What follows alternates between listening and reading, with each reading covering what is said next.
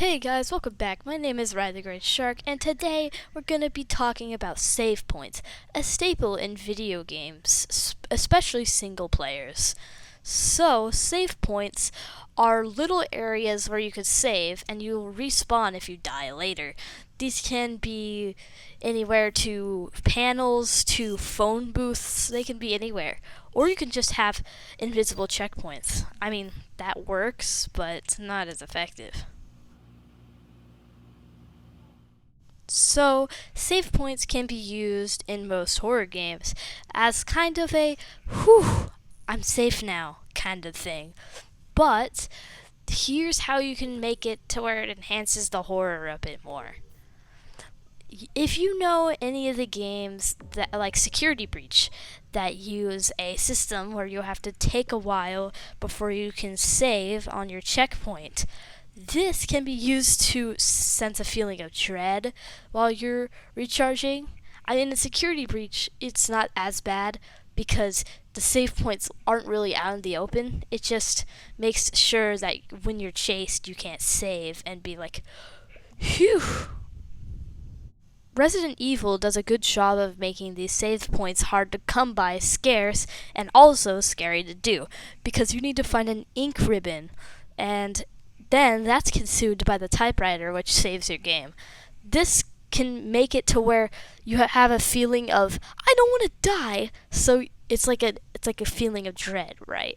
You're like I need to stay on high alert. So when you're on high alert, the jump scares can enhance more.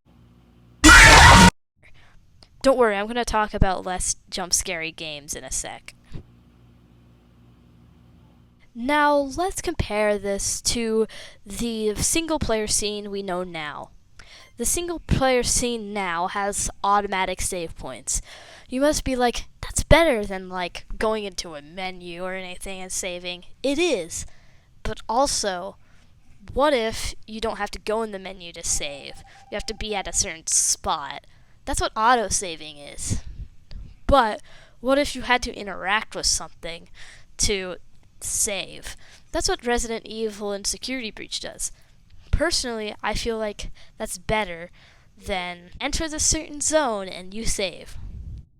This can also be applied with the new Pokemon games. You can still menu save, and who doesn't menu save? Like, you have to at least go into the menu at the end of a playing session and save 2 times. Especially when you get a shiny. Like, that's what you have to do. Because on stream, one YouTuber or something, had a shiny Mewtwo or something.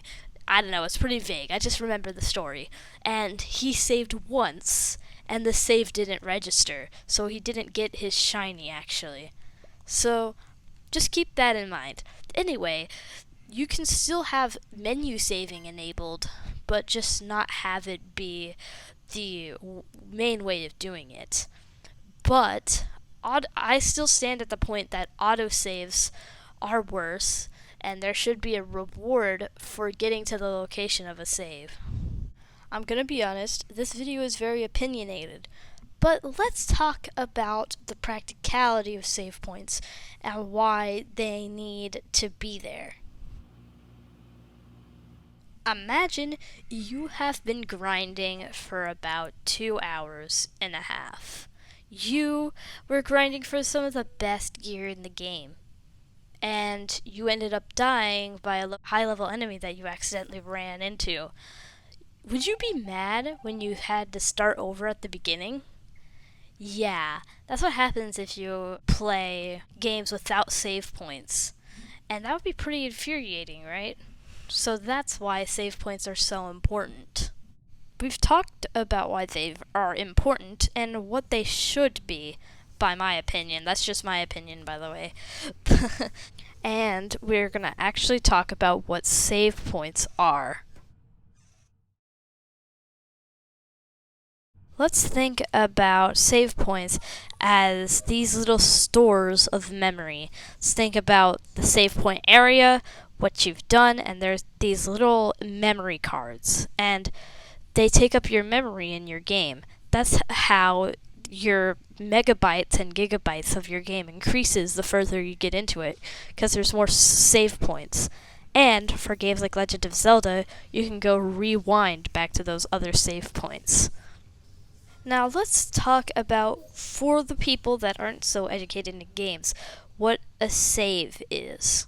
So, a save is a thing that you can instigate, or the game instigates at a certain point for you to save all of your progress. Save your items, save your progress.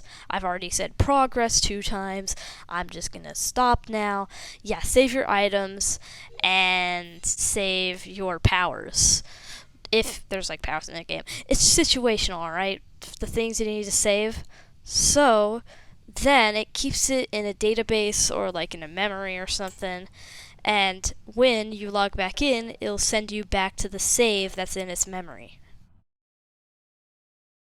So this is used to prevent you having to beat the game in one day, or you having to go through the story in one day, or you just having to see all the Easter eggs in one day.